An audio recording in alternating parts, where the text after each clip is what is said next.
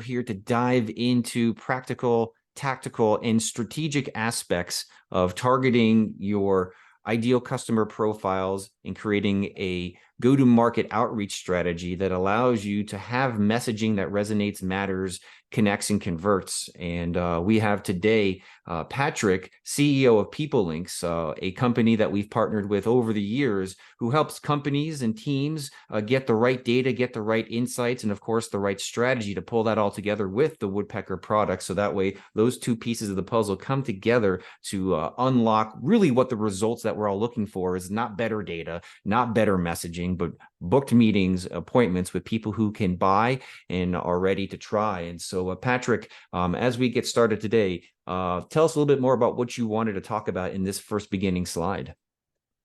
Sure, and thanks, Justin. Thanks everyone for being here. So I just love this first quote around the role of marketing is to make sales easy. And I don't think, I mean, there are many examples in marketing of ways that can happen, but I don't think there's a much more powerful method than putting together a really effective outreach program and thinking through, even before you get to the channel, if it's email, if it's LinkedIn, if we're calling, but really thinking through who are those targets, what is that message, and then bringing some of the marketing best practices that sales folks often miss out on into how they're doing their outreach and how they're connecting with these target audiences. And so this, I believe, is the prerequisite, having a good go-to-market plan in place, a good go-to-market strategy, to having a really effective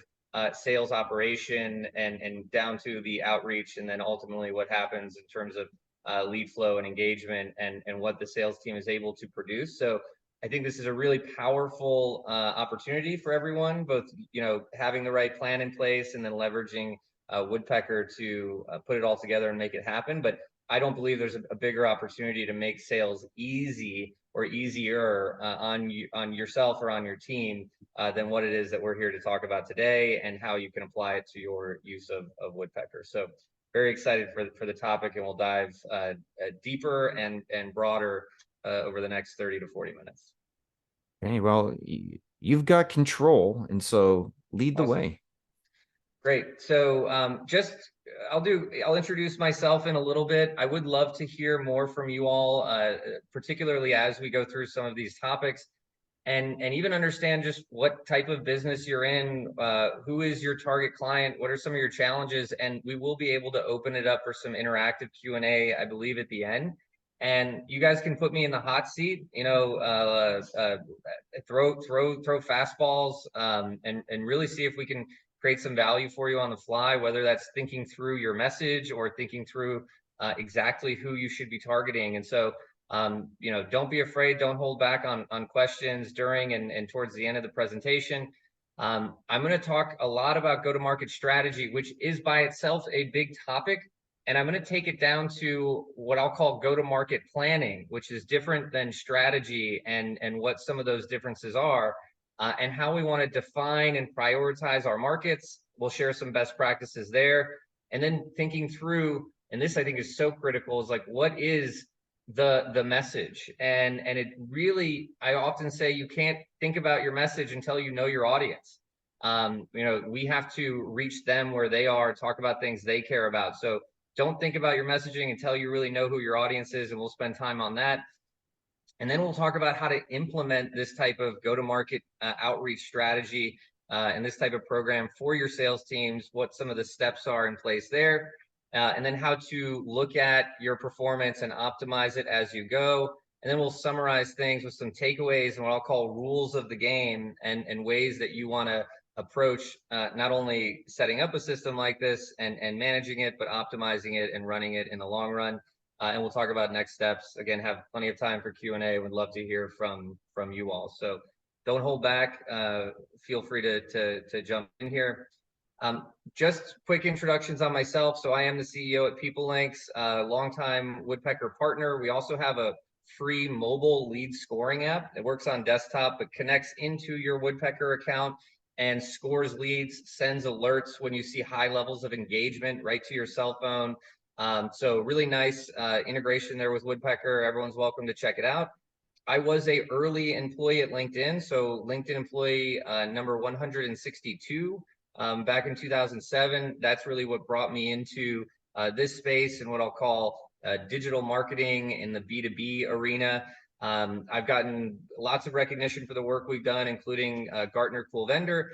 And as part of the work we do here at PeopleLinx, I've personally worked with, it's crazy to say this, but over 1,000 different companies, both individual entrepreneurs and larger organizations, helping them think through their go-to-market plans, their go-to-market strategies, and seen a lot of the pitfalls, a lot of the kind of key lessons and things that I think are critical to unlocking to having an effective go-to-market strategy.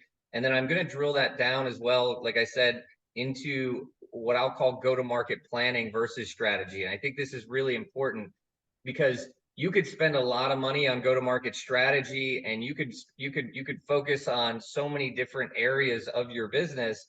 But when it comes to a program like this, a sales outreach program, what we really want to have is a plan, and it's a plan of attack. It's a way of prioritizing our targets and thinking about our messaging. As part of that, we can elevate and start to rethink our corporate go-to-market strategy and our use cases and all these other parts of the business.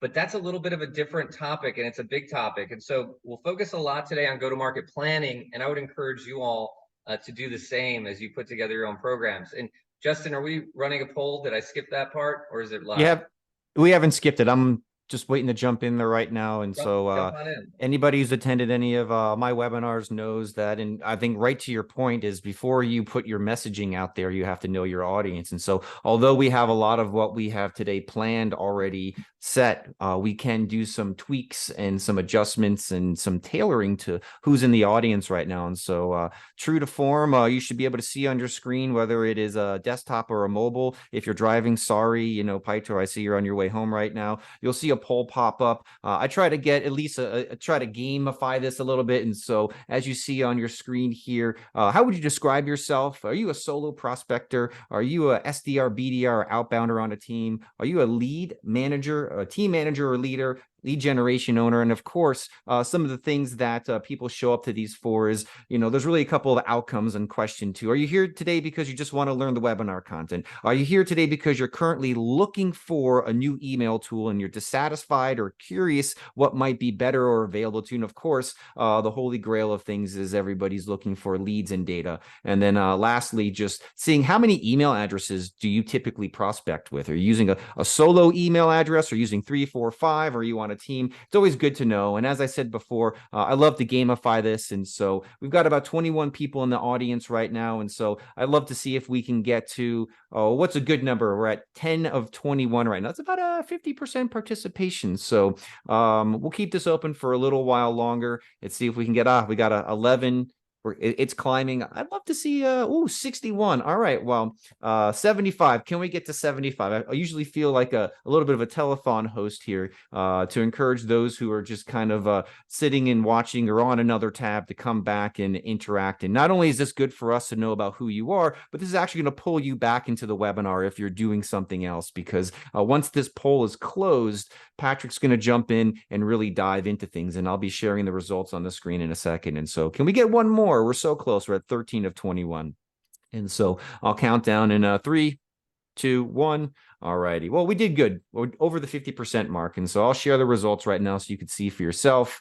On the screen, you should see there's about 69% or 9 of us here who are solo prospectors, a couple of SDRs, BDRs, team managers, and of course, you can scroll through and see who's here for what. And so fantastic. In fact, I might even use some of this information to follow up with you individually to see where you're at. And so I'm going to stop sharing the poll, and I'm going to jump back to Patrick.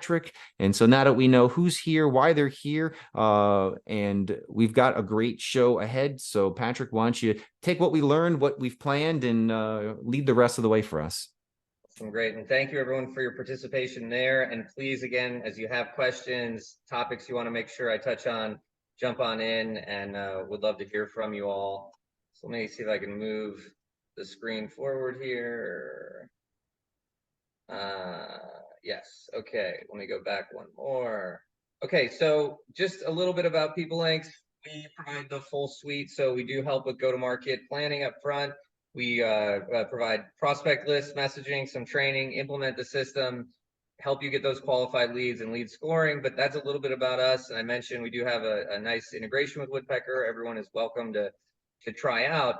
And when we think about go-to-market strategy, just to get right into it, in this context, I really want to push everyone to thinking about it as organizing and prioritizing your target markets. This is going to help you start to define, and we'll get into how to define those targets, and then prioritizing them based on where, our job here is to get the best results possible. And so we want to think about our outreach in order of uh, the surest bet, the lowest risk target, where we know we're going to get those 60-70% or higher open rates, those 10 to 20% response rates, and a predictable flow of positive responses and upfront leads. That should be, from a percentage standpoint, the largest percentage of your outreach is the sure bet. And then maybe you'll have 2, 3, 4 other targets where they make up for 20 or 25% of your outreach, and you're able to do some testing and some experimenting. But when it comes to setting up your targets, I would encourage everyone to look at 2 buckets first. One bucket is your existing data, not going out to new targets, new prospects yet, but what do you already have on your side that is low-hanging fruit or that you could easily reactivate? This might mean all of the clicks from your last 6 months of Woodpecker outreach that they were non-responsive, but they actually clicked and engaged. Those MQLs could actually be one of your targets that might make it into a top priority, as like, hey, let's go and let's have some light messaging and reactivate this. That can be a really nice way to de-risk your go-to-market plan, get some quick wins. Could also mean pulling old leads from your CRM, stuff that, most sales teams have a 15% or so conversion rate. That means there's 85% of your leads from the last year that they were qualified, they were interested, they just didn't move forward for one reason or another. Those might make it in there as a target. So think about that bucket of existing data as well as net new targets and prioritize accordingly, right? Some reactivation may actually make it to the top of your priorities. This next piece here, I see as one of the most common mistakes for smaller businesses and for early stage startups, as well as like solopreneurs, independent folks. Your business model is not your go-to market strategy, right? This is what we're doing here is about scaling your business. It's about getting more customers, growing your business. Most folks, when I have, especially in the early stage startup, smaller companies, when I ask them who is their ideal client or where do you want to focus, where do we want to go out to get these meetings, they'll start describing their business, not their go-to-market plan, not where they have the most traction, not where they want to go to market.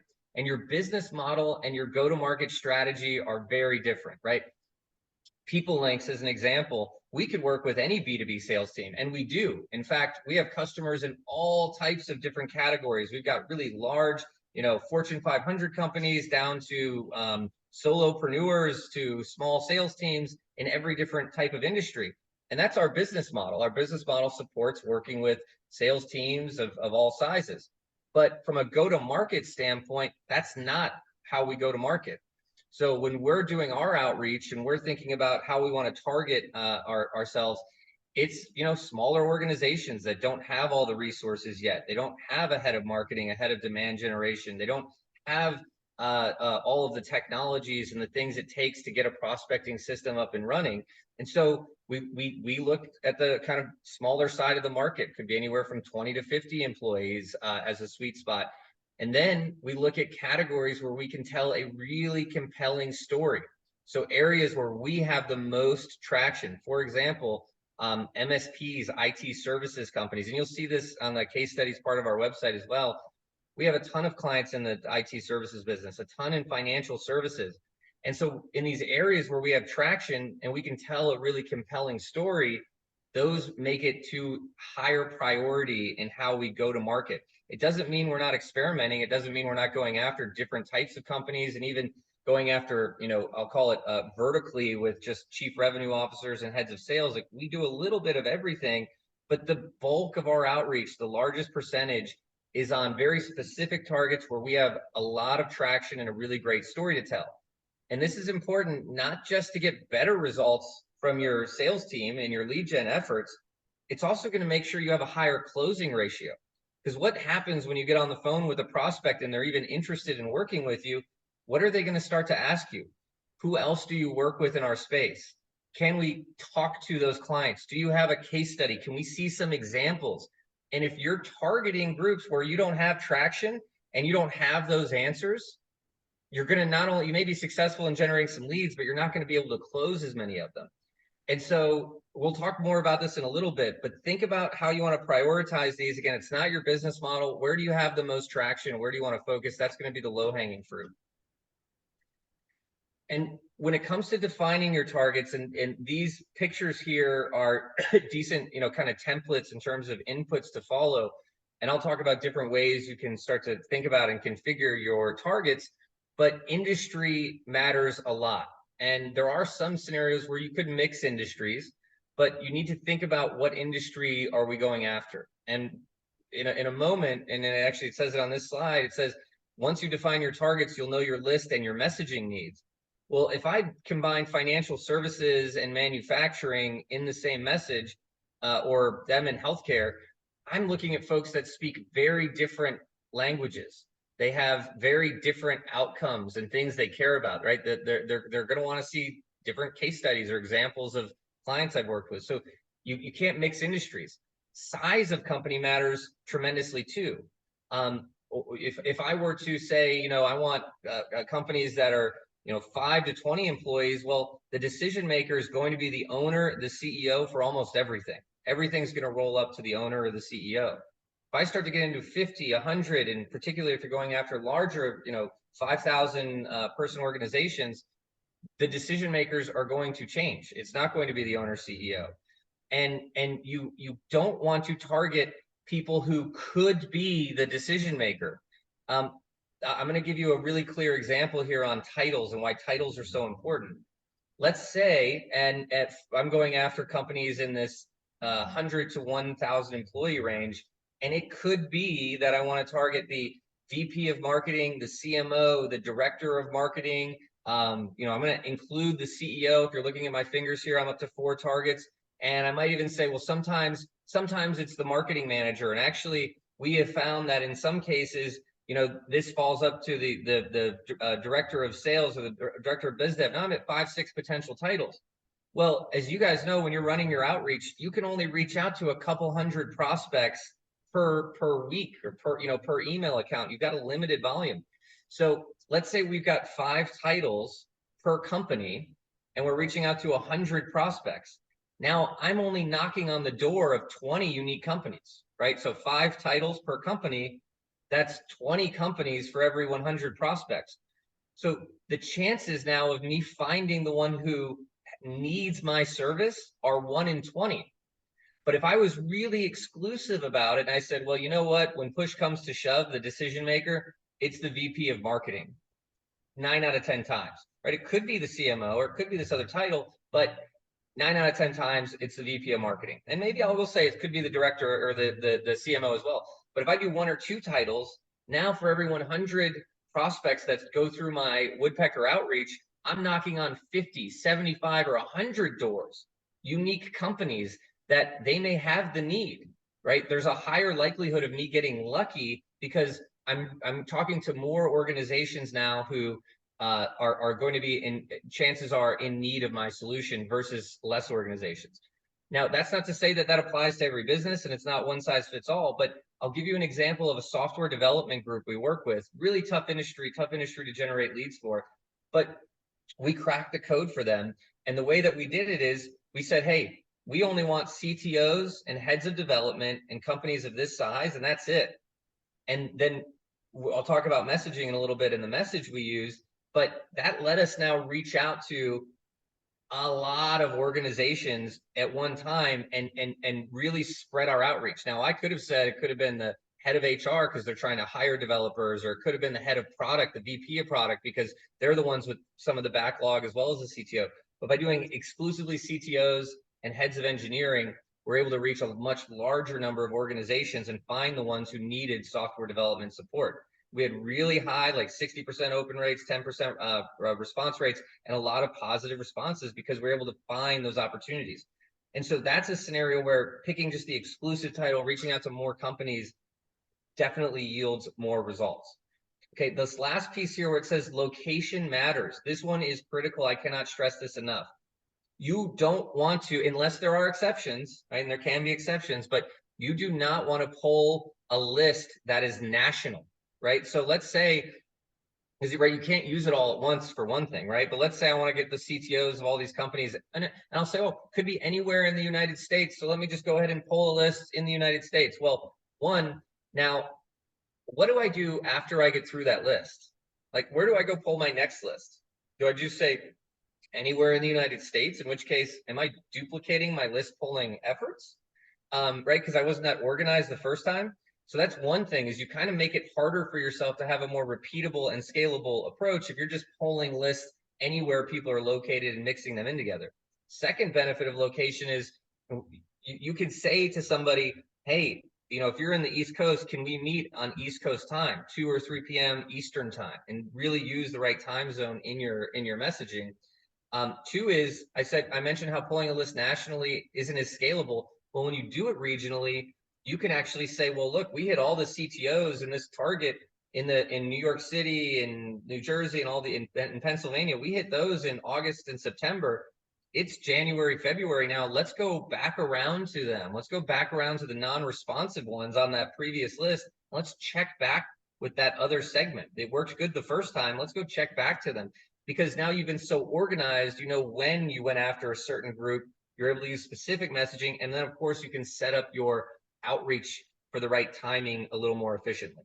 So location is a really nice way to be more organized, have more repeatability and scale to your whole process, and be able to kind of get more juice for your squeeze, right? Be able to go after the same list more than once without stepping on your own toes and putting your foot in your mouth. Again, stop me if you got questions here. Yeah. Yeah, jump in.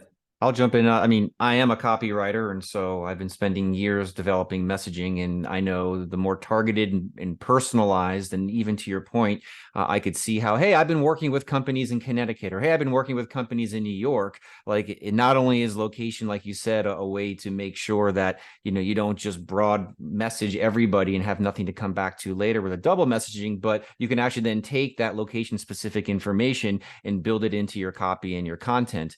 And so I just see, like, it's relevancy. It's like, oh, he's local. It gives you he's someone there's an element of trust, right? In that circle, whether the circle is within industry, whether the circle is within title, even within the circle of trust of location, there's relevancy to me. And so relevancy equals trust, and trust equals responsiveness. No, that's absolutely right. So again, there's many benefits to location. Justin adding another good one, but here's another one that's just as meaningful, right? So if I'm just starting out in sales or in my outreach program, you want to start with your worst leads first, right? Because you want to kind of sharpen your pencil. You want to get better at it. So if I work with, if big pharma and pharmaceutical is my best target, that's my ideal client. I want to get all of pharma. Well, I'm not going to start in New Jersey with my best prospects, because I don't really know my message yet. I don't know how this is going to perform. Let me go somewhere where it's like not starting with the big companies, the ones I really want to get it right before I go out to. Let me start with some of the second tier, third tier organizations. And that could come down to size too. That might mean, well, let me start with the smaller pharma targets, kind of sharpen my pencil, and then move up to some of the bigger targets. So location matters, size matters. It's a way to be organized, and so forth. And the other point around location is, if I was launching a new service, I wouldn't go to New York City, because people in New York City, they're tough, man. I'm going to go to the Midwest where people are nicer, right? Like somebody in Illinois or Indiana, they might go, oh, sure, I'll make time for you. Let's have a nice conversation. And they're going to be a little warmer, and you'll get more learnings and more responsiveness. You reach out to somebody in New York City, it's stop. I'm taking out, they're going to be colder, right? That doesn't mean you can't do it, but think about location in terms of where you can improve your results, be more effective, as well as size and so forth. And this is exactly where Justin was going around, being able to leverage those data points for your messaging, but you cannot think of messaging until you know your audience. And different audiences will have different language, right? Like if I'm reaching out to school systems, I'm not going to say I work with companies to help them do X, Y, and Z, right? They're not a company, they're a school, right? If it's a financial services target, I'm not going to say I work with companies like yours. I'm going to say, look, we help many financial firms, right? Same with hospitality and hotels. Like, look, we specialize in lead generation for hospitality groups and so forth, or and so you got to be speaking their language and staying relevant to them. But here's what's even more important. I will say this, and I got to say this one with the most emphasis I possibly can. When at this stage of the relationship with these cold prospects, there's no relationship, right? They don't know us. They don't care about us. They really don't care about Patrick. They don't care about my company, PeopleLinx. They don't care about you. They're doing other things. They're busy. But there are things they care about. They have goals. They have things they're measured on. They have things that they are working on and that they're accountable to, and that on their Monday team meeting, they had to report, how are we doing in this area, right? We need to, when we reach out to these prospects in that first or second sentence, we need to talk about the outcomes they care about that we can help them achieve, right? So the messaging needs to be outcome based, but you don't know the outcome until you know the audience, right? So I could use me as an example, right? We're a lead gen partner, right? We help folks get qualified meetings. Well, if I'm reaching out to a financial services firm, they actually don't want leads and they don't even want to increase sales. Those are not languages that they use in that industry. They want to get new relationships. They want to acquire new clients. They want to build their book of business. They have different language. It's not about, I can get you more qualified leads and set appointments with your ideal client. Like, that's not really the language they use, right? In healthcare, it's like patient experience and different. It depends on what your service is, but we have to talk about the outcome that they care about, and we have to use the language they care about. And when you talk about that outcome, my next piece of advice for you is try to put some teeth to it. And by teeth, I mean the most aspirational in terms of metrics that you can help them achieve in that outcome. So that could mean, on average, I could help you get 2 to 4 times as many qualified leads. Now I'm like, whoa, you don't just help me get qualified leads, it's 2 to 4 times as many. That's interesting. It could mean that we've seen firms like yours get anywhere from 3 to 5 plus new clients a quarter per sales rep we work with. So it's not just helping you get new clients, it's this many.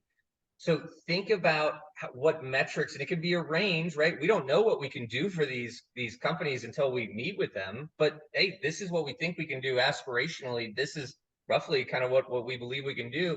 And then the last part is, if you can talk about what they care about, the next thing they're going to think is, well, okay, well, who is this? Who is Justin? Who is Patrick? Who is PeopleLinx? They're going to think about, are you credible? Are you legit? And so, hey, look, I can help you achieve this outcome because I've done it for this company, and this company. And here's a link to our website with some case studies and more information. Well, it's like, okay, outcome I care about, and that seems legit. And by the way, it doesn't mean that you have to have logos that they recognize and clients that they recognize. If you're targeting small businesses that have obscure names, we'll reference other small businesses with obscure names. Then it's like, oh, we work with like clients. Like, yeah, I've helped these other financial firms like this one. And they'll go, wow, that sounds like us. That could be a fit, right? So think about your audience, think about the outcomes they care about, your credibility to achieve that outcome, and, link to the page that gives you that credibility. Now, once you want to improve your messaging and your lead flow and everything, I'm going to call this, you want the full stack of customer marketing materials, right? So if I'm committed to a particular industry, it's not an experiment anymore. Financial services, I know I want to go after. So I need 2 or 3 clients that I can put into my message. I work with these groups. I need to know that at least 1 or 2 of them will go to bat for me as a reference. So when I get the meeting and they want to talk to a client, I can go, yeah, I'll introduce you to one. And then if that client is someone that'll go to bat for me, I want a case study with them. And I want to put that case study back into kind of a landing page or a sub page on my website and have that be the thing I point to in my message. Like, and here's an example with this other firm that we achieved this outcome for. So once you've committed to an industry, get that full stack of proof and have it and put that at the tip of your spear as well. And you'll get higher response rates, more lead flow. Okay, so let's say that you've got a team. It's not just you, or it's you, but you want to begin to scale your team. You want to add other email accounts. You want to add other folks in the mix, and you want to start to build out a bigger program, right? It starts with your go-to-market plan, and I suggest having 50% of that plan be what you feel is low-hanging fruit, very predictable performance, and so forth, and you can have a few other targets in there as well. From that plan, now you generate the list of the prospects that matched the plan, right? So you define some targets on location, on the right titles, the right industries. Now you pull the list. Well, that list has to go through approval. You have to make sure that you didn't just blindly pull it and start uploading it, or that you did that on behalf of your team. You got to share that list as a Google CSV or a CSV and go, hey, take 15, 20 minutes and approve of this list. Because there could be folks in there that slip through the cracks that aren't a fit. There could be existing clients in there. There could be folks that are already in your pipeline you're already talking to, and you're just going to end up ruining a relationship or looking stupid. Both of those things you don't want, right? So once you've got your plan in place, make sure the lists have been approved by you and by anyone who's on the system. The same is true for your messaging. So once you've created the targets and you pulled the list, you got to customize your messaging for those targets and make sure it has been approved.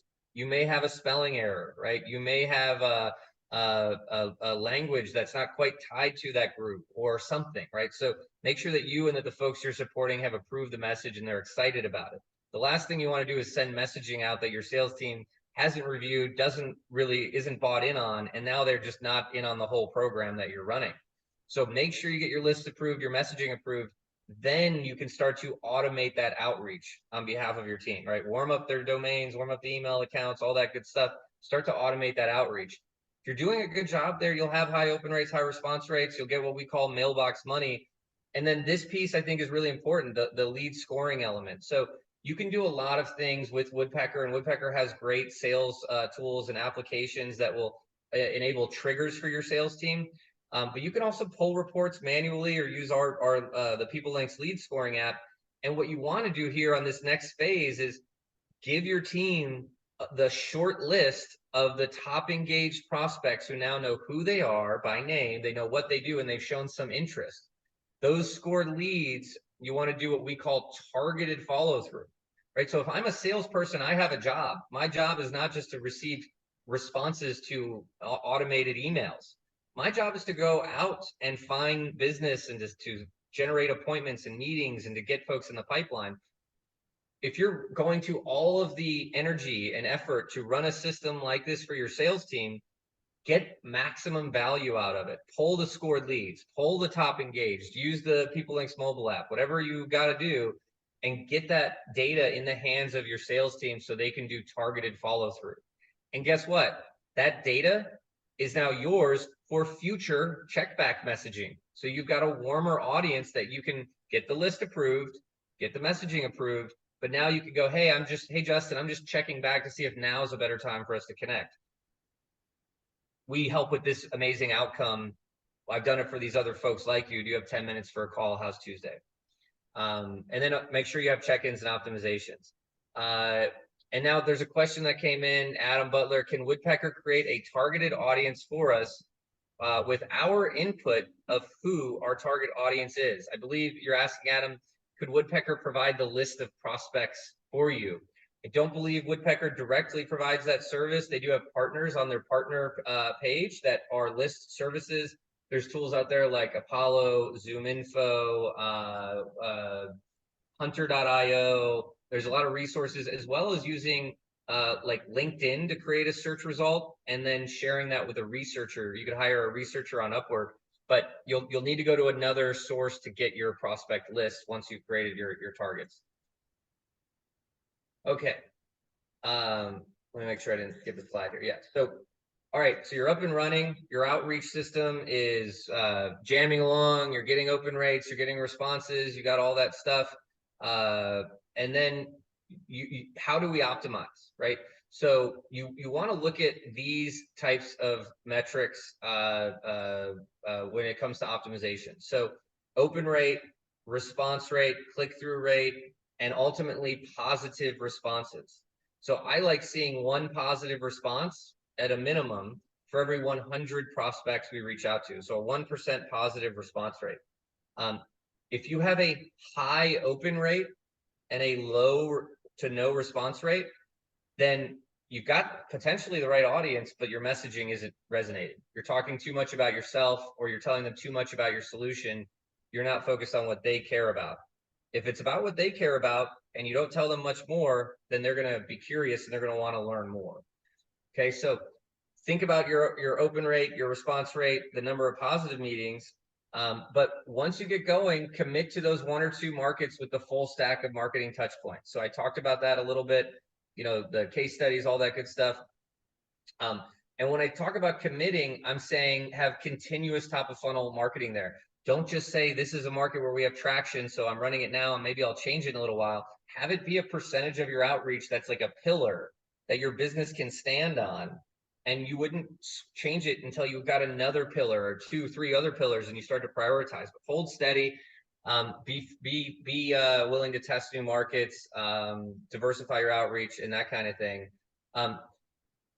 Performance optimization also goes beyond subject lines. So you should have subject lines that get you high open rates. That's universal, right? Doesn't matter who you're reaching out to. If the email looks like it's for them, you should have a high open rate. We can talk a little bit about subject lines towards the end. But when it comes to testing, test warm versus cold prospects. Test different sizes of companies. Test offers. Try to give someone something before you ask for something. An invite, right? So maybe you can invite somebody, say, hey, look, I'd like to invite you to a 1 hour training, or I'd like to offer a 1 hour training or a 1 hour walkthrough for your team on this. Make an offer. Hey, right now, I'm willing to include, this much, or people use assessments and consultations. Even if the person doesn't take you up on that, you're being nice. You're offering something before you say, and the offer doesn't, by the way, doesn't mean you're giving it away in the email. You're just saying, hey, I'd like to offer you this. Do you have 10 minutes for a call? And then you have the call and figure out, do they qualify for that type of offer? Again, test titles, function, test value props, all that type of stuff. Okay, so we'll have some time here. This is, I think, kind of where I wanted to be. Yes, I believe attendees will have access to the replay. That's a question that just came in. And then let's look at a couple kind of summary takeaways here, and then jump in as you have questions. So as it relates to your sales outreach, don't think, what is my go-to-market strategy and this large, this really large, broad topic of go-to-market, because it is one and it can be one. And it can go in all types of different directions around, not just who is our target client, but like what's the use case, what's the outcome, and like those are good conversations. But if your business is already up and running, if you already have clients, you already have some traction, start with creating a plan and organize and prioritize your markets. If you've got traction with accounting firms, you can use that to move into other financial services firms. If you've worked with one nonprofit, well, maybe now you can work with universities too. They're nonprofits, right? Look for adjacent markets, prioritize, organize, and prioritize. Don't necessarily think strategy can get lost. Your strategy here is also not your business model. That's different. You will get different types of clients. They're going to be referrals. You're going to meet people at events. You're going to experiment. You can do your own prospecting, and you can break into other areas with introductions, right? But when it comes to this type of system, you do not want to align it with your business model. If there's the whole saying, you try to reach everybody, you'll reach nobody. To scale, you need to have that full stack of customer marketing. You got to have the specific target. You got to talk about the specific outcomes. You got to be able to reference clients. You got to have the case study. That's how you start to scale your business, is No business, very few businesses start by going after everybody. They have specific targets that they're able to build and grow from. So that's how you scale. Look for low-hanging fruit, not just where you have the most traction, but where you've got existing data. You know, maybe you have old leads, maybe you've got some MQLs, maybe there's some data on your side that you can tap into to get some quick wins. This I spent a lot of time on, and I can't stress it enough, but when you define your target, don't just be pulling national lists. Don't let it be of companies 10 to 1,000 employees. Don't include every title that maybe is a decision maker, that sometimes it's this person, it could be this person. Well, this title got us into that title. That is the kiss of death for efficient automated outreach. It'll hurt. You won't be reaching as many companies. You won't be finding the opportunity, knocking on as many doors nearly as quickly if you're very exclusive and very clear about what location, what size company, what titles you're going after. Only once you've defined your target markets, even if it's broad, like I use the CTO and head of development example, and we included lots of industries in that, but it was just one set of titles. But once you know your target audiences, and only once you've defined them, can you start to think about your messaging. If you're creating messaging without knowing who it's for, you're wasting your time. That's step 2. Start at step 1, define those targets. And this is why. They use different language. They care about different outcomes. They're going to care about different credibility. Have a couple of markets you can commit to. And if you don't have them, go and get them. Find a friend who has a startup in a category that you're excited about. And maybe that category is startups, right? But go find them. Get them to use your service in exchange for a case study and being a reference. You'll have the stack to go after more like them if you're in an earlier stage company. If you don't have that full stack, call a customer that's happy. And the easy ask here is, hey, Justin, can I get 2 or 3 minutes for just a customer interview? I'm going to record a Zoom, then I'll trim it down. I'm going to use it to introduce, our service to other clients like you. Or ask them for a quote, like a Google review, something low friction. That quote or that video, that's a case study. That turns into a case study on your website, turns into a page on your website. Then they've already validated that they're a happy customer, so then they could be a reference. But get that full stack of marketing touch points available. And then committing means continuous top of funnel marketing. You don't want to have a target that is working and change it out for something else. It's okay to have multiple targets, but don't walk away from what's working. I love saying this just as a lighthearted joke, but stick to the rivers and the lakes that you're used to. Don't go chasing waterfalls, that whole TLC thing. Stick to the rivers and the lakes that you're used to. Hold steady. It's okay to experiment, but commit to a couple markets where you've got traction. It will be good for your business, for your sales cycles and closing more deals. Don't be afraid to test, of course, and broaden out your base. And then once you have true traction in a market, you can go what I call full funnel. And that means not just having automated outreach from Woodpecker. You could have the SDRs calling on the scored leads. You could have a retargeting campaign that if somebody visited the financial services page on your website, you're going to show them this financial services case study with a retargeting ad on Facebook for $3 a day and the Facebook ad network. That's full funnel. You're reaching people not just cold and net new, you're reaching them when they've showing some consideration and some interest. So I think those are the takeaways and the rules of the game. I'm happy to stay on for questions, chat them in, jump in, participate. Thank you all for your time, and I hope you found some value in this conversation. I see a few questions we may have answered. Okay, there are a couple questions in here. So I'll jump in, Justin, if it's cool with you. If people want to ask questions, please do, but I got a couple here I can start. Okay, so we've got next question here is, so what exactly is the value prop of using Woodpecker as an email marketing automation tool? Basically, what are its core differentiating capabilities? It's a great question, Adam. The way I would answer it is that there are lots of automation tools out there, for sure.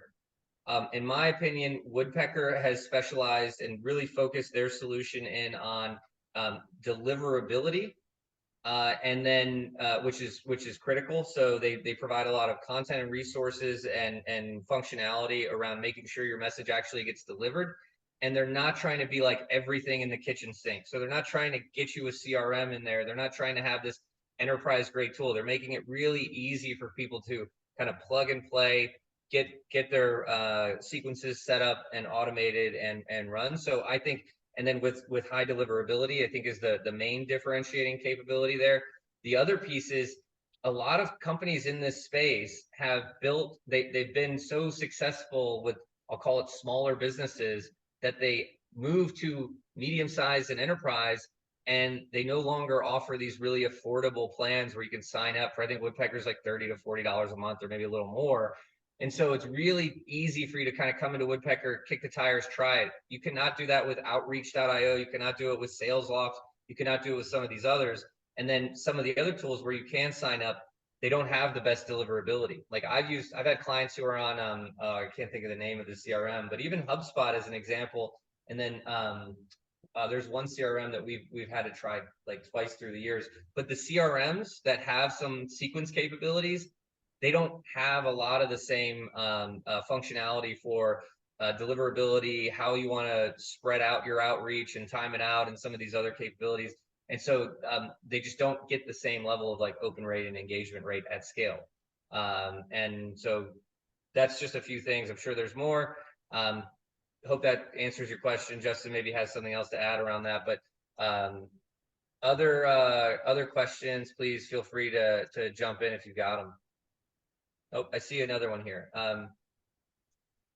When Woodpecker approaches prospects on behalf of a company, how do you guys make the said company stand out from its competitors in the same location?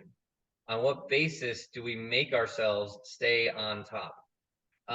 Before you jump into that question, just want to say for anybody who liked Patrick's answer and has an interest in Woodpecker, type the word Woodpecker into the chats, and then I can follow up with you to get a special trial link if you're not yet a customer. And so whether it was from his last conversation or right now or going forward, if you're interested in Woodpecker for the reasons Patrick talked about, type Woodpecker into the chats, and I'll make sure that you get some special access.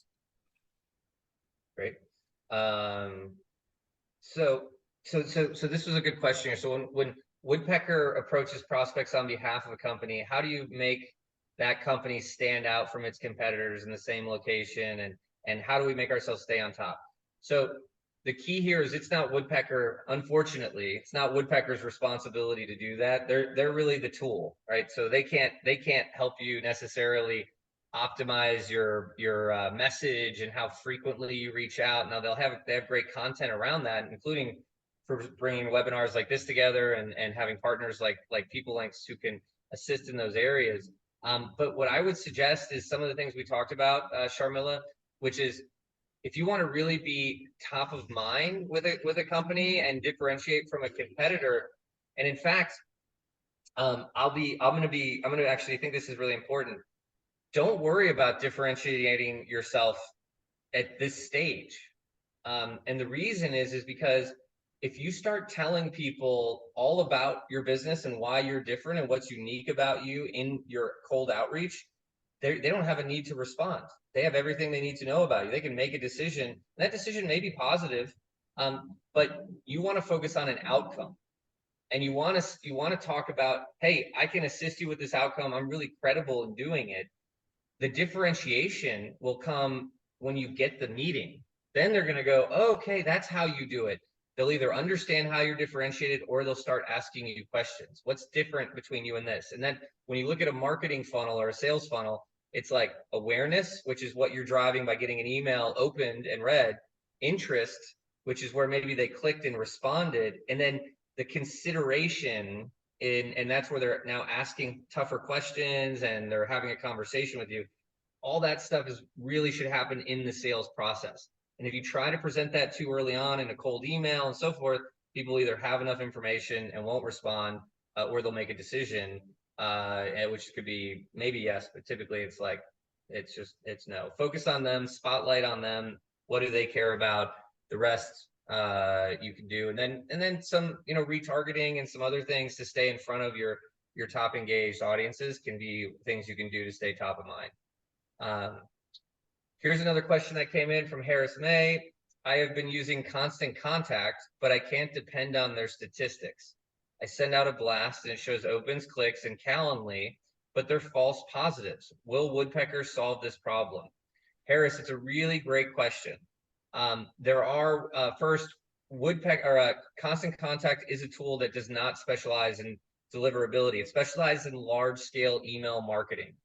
So if you're doing sales prospecting, I would highly recommend using Woodpecker over Constant Contact. It's a very different use case. One is great for sending, you know, beautifully designed HTML emails to thousands of people. And then there's Woodpecker, which is meant to connect to your G Suite or your Outlook and manage your sales outreach. And it's very personal, meant to be very targeted outreach, very personal messaging. In terms of false positives, and we get asked this a lot, you will find certain industries like financial services that have more phishing and security technologies, more firewalls on their email accounts. And so emails get checked as though they were opened and the links get clicked and checked. And so there can be more false positives. The way to get past those and find signal from noise is sort based on the number of opens and the number of clicks. And the reason is because if you see a click or you see an open that happened within seconds of the email being delivered or received, that may be a false positive. But if there's another one that's 5 minutes later or an hour later, those are legit. And so I would say sort your outreach by the top engaged, take the top 50%, and you can for sure expect that those are not false positives, and you'll have a much more targeted, engaged audience to go after, because it's not just like one automatic open or one automatic click. There were multiple engagements on there. That was a good answer. That's something I cover quite often in some other webinars around the difference between mass marketing tools like Constant Contact, like Aweber, like MailChimp, versus tools that are designed for slow but highly engaged and responsive, we'll call it outreach. And so, and one of the things I noticed is that if you look at where those emails get delivered, oftentimes mass marketing emails will deliver you into the promotions tab if you're using Gmail, and tools like Woodpecker will get you delivered into the primary tab, which is where we want most of our conversations to be. And so if you're doing outreach in the 50, 100, 200 emails a day, Woodpecker is the tool per email. And if you're doing thousands from a single email address at a time, then those mass marketing tools are the right ones. Yep. And you can take your top engaged from your Constant Contact, take a segment of those, and then apply it to Woodpecker and do personalized. Hey, I just want to get acquainted, so forth. Another question came in. We got about 5 minutes here, so maybe there's time for one more after this. But I work for an IT company, and my outreach has seen clicks but haven't converted. What can be the best next actionable step? First of all, it's going to be a really, really low probability that you can send an email and just with that email get a conversion on your website into a lead. It can happen. Now, there are some industries where it absolutely can happen, right? Depends on what you're offering and what your value prop is and all of that. But it's going to be easier for you to get a positive response than a conversion from a click. And so what I might suggest is take your clicks or take your next set of outreach and have a clear call to action. That is, do you have 10 minutes for an intro call? How is this Thursday at 2 p.m.? Now, I'm not just sending someone to go click on my website and hope that they do something. Now that the question in the mind of that prospect is there enough value here? Does this person seem credible? Will I make 10 minutes for it? And like, do I have that 10 minutes on my calendar? And then you could put a link in your signature below your name. It's like, by the way, here's my calendar if you want to book another time. But make a very specific call to action. Ask them for 10 minutes at a specific time, and you'll see it in your responses. No thanks, I'm not interested. Thursday doesn't work for me, but I can meet on Monday. Those types of things, and get them to the meeting. That's the type of conversion you want, not necessarily, and you'll get more of those than you would if you're waiting on clicks to turn into form fills and that kind of thing. Get the meeting. Thank you all. Just really appreciate the time and the opportunity, and go get them. Don't be afraid. Just get out there, find those markets where you got the traction. You can build the best story and scale it up. But thanks for the time, and hope everyone took something away.